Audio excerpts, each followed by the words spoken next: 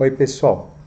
O tema da alma gêmea é um tema bastante fascinante, uma vez que ele faz parte praticamente de toda a história da humanidade. Durante tempos imemoriáveis, esse tempo vem alimentando os artistas, os poetas, os filósofos, os místicos. Por toda parte, essa questão da alma gêmea ela é levantada.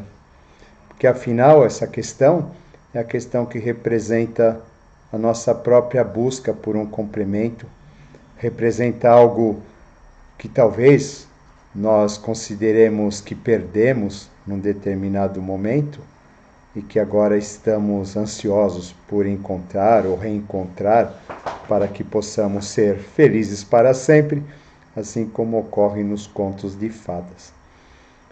A questão da alma gêmea ela está estritamente relacionada à questão da mitologia do Graal. Como nós vimos já em vídeos anteriores, uma das questões relacionadas ao Graal diz respeito ao fato de que o anjo rebelde teria uma contraparte ou um complemento, uma parte complementar que teria sido retida dentro de uma estrela chamada Algol e que esse teria sido condenado a vagar pela terra em busca daquela que ele jamais encontraria, ou que ele apenas encontraria a partir do momento em que ele conquistasse o Santo Graal. Tá falando isso de modo bastante simplista, mas esse passa a ser o cerne da questão da contraparte. É a busca de algo que nos completa, a busca de algo que nos restitui um estado de felicidade que nós perdemos. E segundo a lenda também, né, conforme esse anjo ele caiu na terra, ele caiu cego, né, e em cair cego ele tem que ir procurando, né? Ele tem que ir procurando sem consciência nenhuma, né?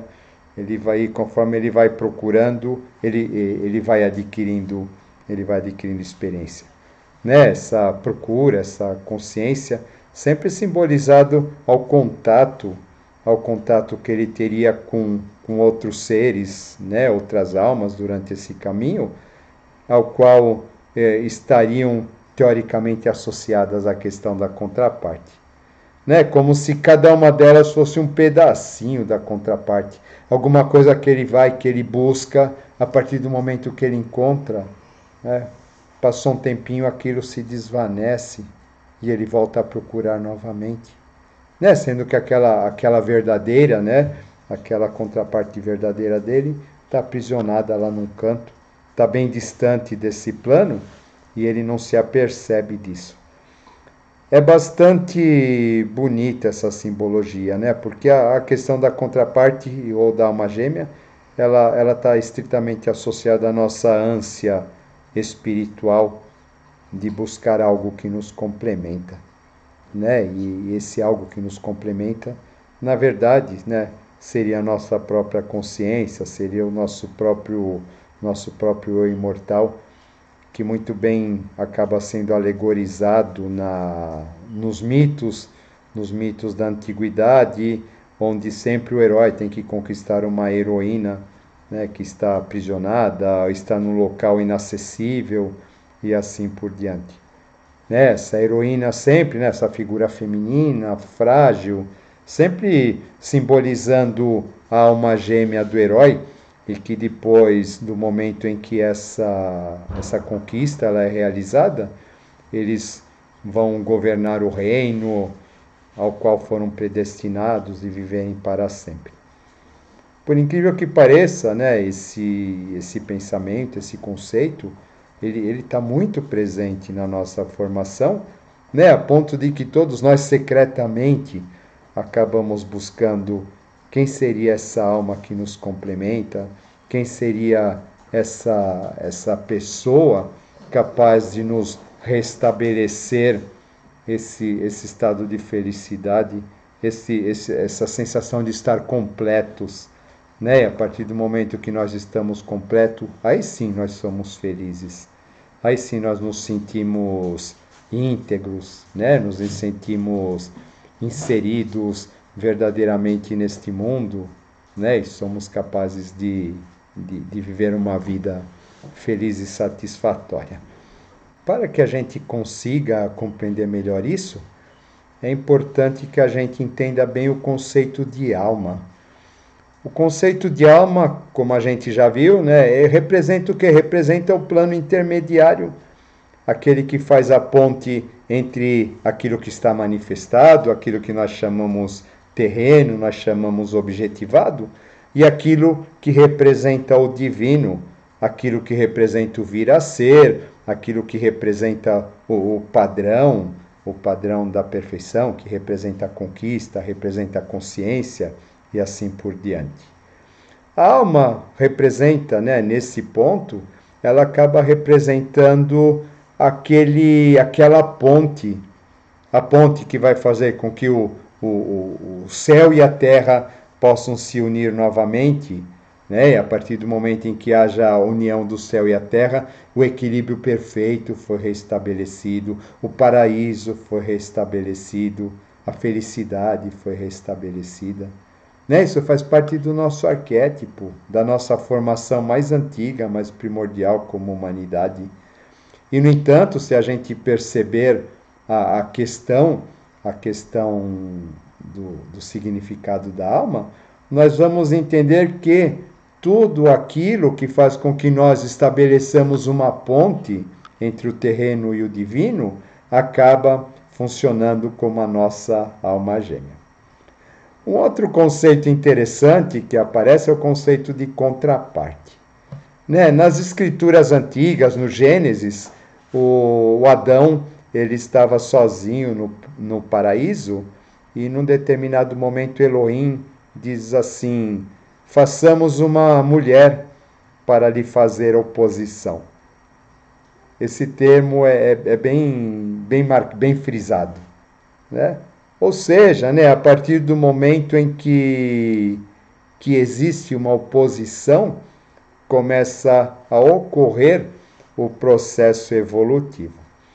Em outros significados, né, nós poderíamos dizer que o Adão ele está num estado ainda espiritual e o surgimento da Eva representa a própria alma.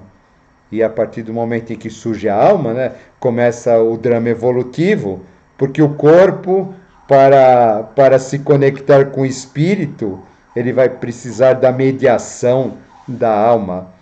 E essa mediação dessa alma, ela acaba sendo, a conquista dessa alma, né, acaba sendo algo primordial para que o nosso corpo entre em comunhão com o nosso espírito.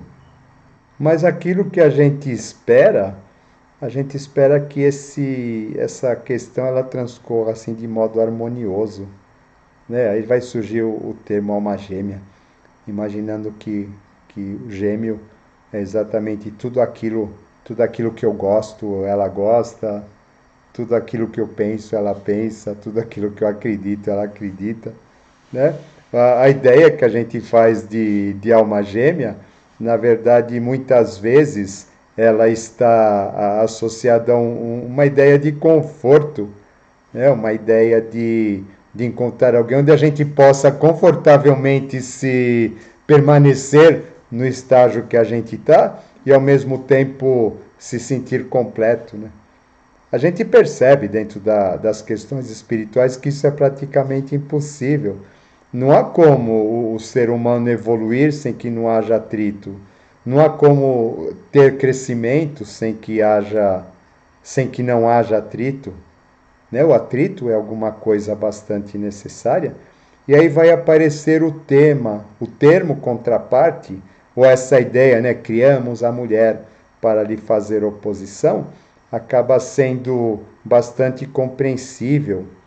Ou seja, vai surgir uma alma para nos fazer oposição.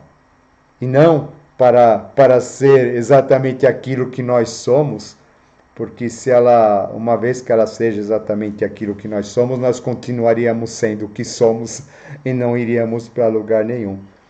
Dentro desse padrão, a questão da alma gêmea, ela acaba ganhando assim um aspecto muito diferente daquilo que nós imaginamos, porque nós percebemos que o seu papel acaba sendo o papel de nos atritar. Tá? Ou seja, ela acaba sendo, a sua finalidade é fazer com que nós estabelecemos contato com a nossa divindade, né? Como, né? Nos questionando. A alma é questionadora, a mente é questionadora, né? A Eva surge justamente nesse momento, né? Nesse momento em que aparece a mente, em que aparece a alma no ser humano, né?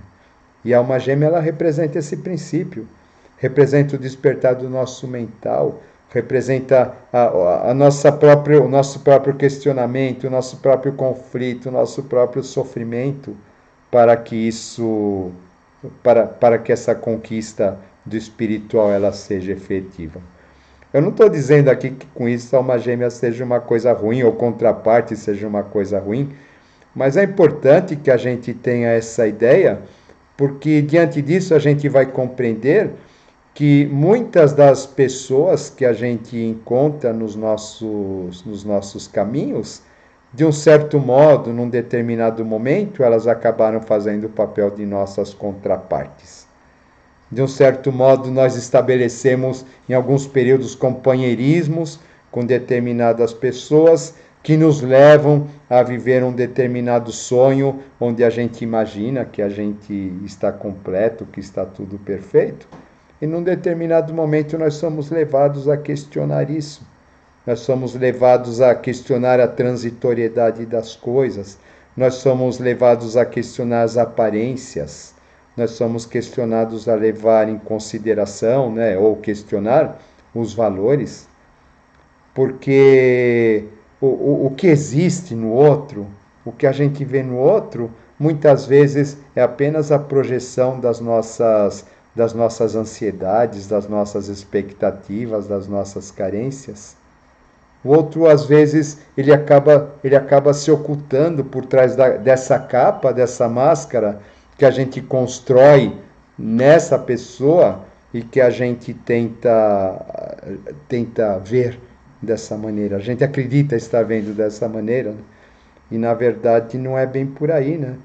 O grande trabalho passa a acontecer no momento em que essa máscara cai e no momento em que nós nos confrontamos com a realidade. A partir daí, sim, essa outra pessoa, né, que aparentemente está fazendo algo contrário às nossas expectativas, aquilo que nós esperávamos, está realmente nos conectando com a realidade, está realmente nos conectando com a nossa sombra, está realmente nos conectando com tudo aquilo que a gente precisa trabalhar, né? Tudo aquilo que a gente precisa mexer, movimentar dentro de nós, mas que a gente não mexe, sabe? Porque a gente se acomoda naquela ideia de que encontrou alguém que está no nosso nível, que está no nosso estado, que é igualzinho a gente e que, portanto, a gente não precisa se mexer mais. Já está tudo feito e seremos felizes para sempre. Tá bom? Isso é bastante rico na nossa cultura. Isso é bastante importante a gente entender, né? Que essa questão da busca da alma gêmea é a busca da questão por nós mesmos. É claro que dentro disso existem os aspectos kármicos, existem as mônadas, muitas vezes nós fazemos partes de uma mesma mônada, né? Na grande maioria das vezes, né? As pessoas com as quais nós temos esse sentimento, né? Elas estão ligadas a esse mesmo princípio, né? Mas não necessariamente que ela seja o pedaço de nós que está faltando, que nós sejamos o pedaço dela que está faltando. Né? Com o passar do tempo a gente vai descobrindo que essa questão da alma gêmea é alguma coisa muito mais profunda do que um tapando o buraco do outro, né?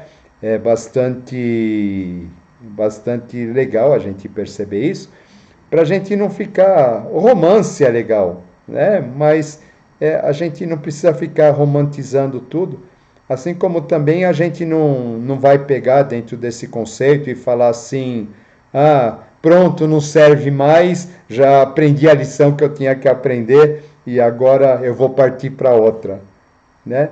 Quando a gente vê o mapa astral, a gente vê a casa 7 do mapa astral, a gente percebe, né, ou o mapa astral como um todo, né, a gente percebe que nós somos moldados, né, nós temos experiências de alma para viver neste plano, e que essa experiência de alma, esse aprendizado, essa lição, vai fazer com que nós procuremos pessoas que nos direcionem a esse aprendizado.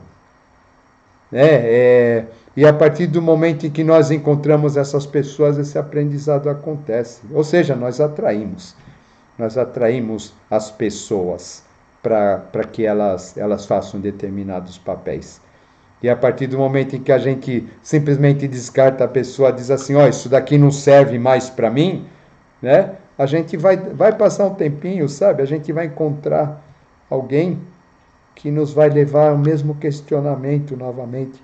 É como se a gente tivesse preso numa peça teatral onde só mudam os atores, mas os personagens continuam os mesmos, né? E aí a gente vem com aquele questionamento, né?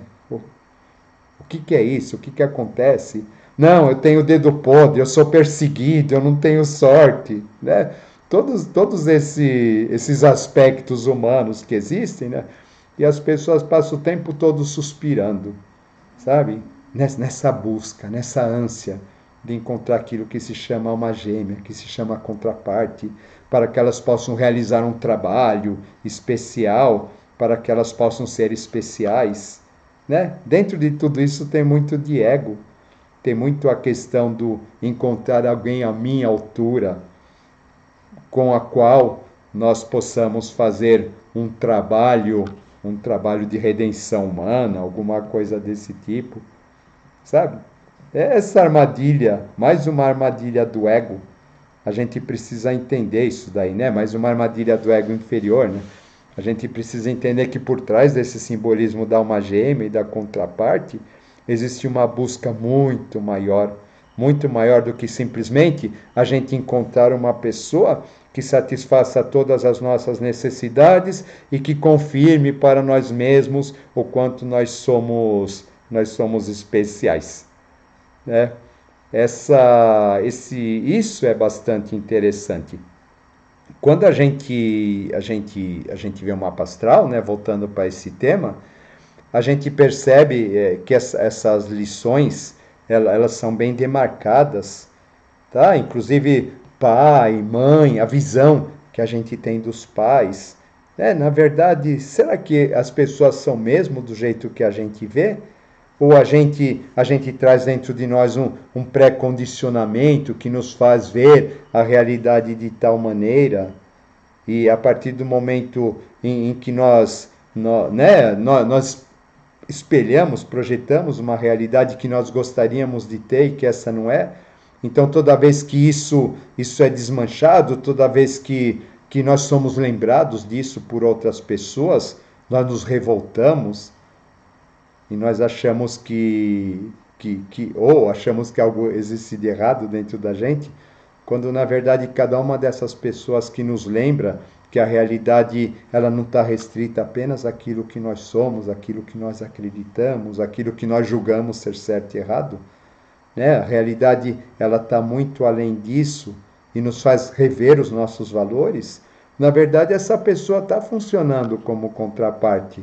Ela está funcionando como um elemento que faz com que essa nossa personalidade, né, tudo isso que está cristalizado dentro de nós e que precisa ser triturado, acabe por ruir de vez, né, ou acabe por se enfraquecer, para que essa casca sendo quebrada, realmente aquilo que nós temos de verdadeiro dentro de nós, de espiritual, de essencial, possa finalmente aflorar, né? E no momento em que esse espiritual, esse verdadeiro aflorar, a gente pouco vai estar importando se a pessoa vai gostar das mesmas coisas que a gente goste, as pessoas vão ter os mesmos pensamentos que a gente tem, sabe? Nada disso.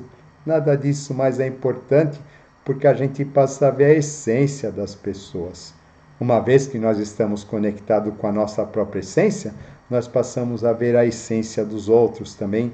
Então, todos esses aparatos, todas essas questões personalísticas, todas essas questões ligadas às aparências e etc., tudo isso não tem mais valor nenhum. E o que acaba valendo, na verdade, é esse encontro de essência. Aí verdadeiramente ocorre um encontro de almas.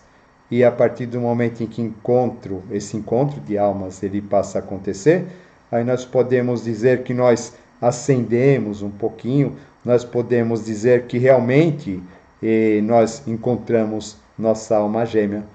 Mas essa alma, né, essa alma gêmea, na verdade, ela nada mais é do que o resultado de um grande trabalho pelo qual nós passamos até atingir esse determinado ponto. Quando a gente vê, voltando ao simbolismo, né, do anjo rebelde, o anjo rebelde que ele cai em terra, e conforme ele, a sua hierarquia, eles são obrigados a acasalar com as filhas dos homens, né, nessa busca por aquela parte que foi perdida, a gente percebe que todo o drama evolutivo, ele acaba existindo em função disso, né? Em função dessa busca, né? Porque a partir do momento em que nós vamos nos encontrando com outras pessoas, nós vamos assimilando um pouquinho delas e elas vão assimilando um pouquinho da gente, né? E desse modo a gente vai se construindo, a gente vai se reconstruindo como pessoas. Portanto, né, independente das questões que possam ocorrer durante a nossa vida, nessa nossa busca pela alma gêmea, pela nossa contraparte, é importante a gente entender que num determinado momento as pessoas elas fazem esse papel para nós e no outro momento a gente vai ter que resolver os conflitos ou as questões que essa mesma pessoa nos traz para que nós possamos crescer. E de algum modo a gente tenha humildade, tenha consciência e consiga perceber que essas pessoas elas acabam sendo muito importantes na nossa vida, porque elas nos fazem com que nós aprendamos as grandes lições. E as grandes lições elas só são aprendidas dessa maneira. Muitas vezes por bem, muitas vezes por mal, mas sempre permitindo com que a gente estabeleça verdadeiramente uma ponte segura entre o divino e o terreno. Era isso que eu tinha para falar para vocês, pessoal. Espero que tenham gostado. Abração.